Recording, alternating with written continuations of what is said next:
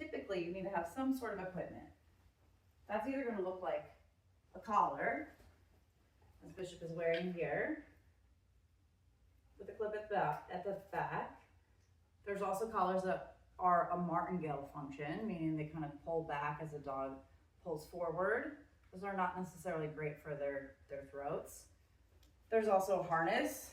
So there's back clip and front clip harnesses. This one's just a back clip. This one doesn't discourage pulling as much. And then of course we've got this big fancy one, which actually has one in the front and in the back. So you can choose where you want to put the leash. If you put the leash in the front, as long as the harness fits well, you're going to have better control over the dog. They also sell like easy walk harnesses that have a martingale function in the front.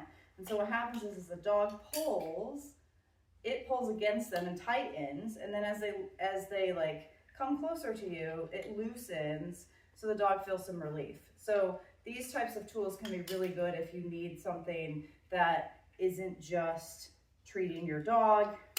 You know, we all have to go walk around somewhere, and sometimes it's just not realistic to feed our dogs all the time. Typically, I want to have the dog in my cookie spot. My cookie spot is like a foot in front of me, a foot behind me. Oh, that's very cool. Thank you, Bishop. Anything else, like forging ahead, pulling my arm out of my socket, right? Or I have to drag the dog. Those are both not what I'm looking for when I'm trying to walk my dog. Or I will wait for the dog to look at me before I start the session. So let's say we're in the busy classroom and I'm getting ready to show off my loose leash walking skills. I want to make sure my dog is looking at me like this before I start walking, because I want to make sure my dog is focused on me. And as the dog is in my cookie spot, these are all times I can start treating him.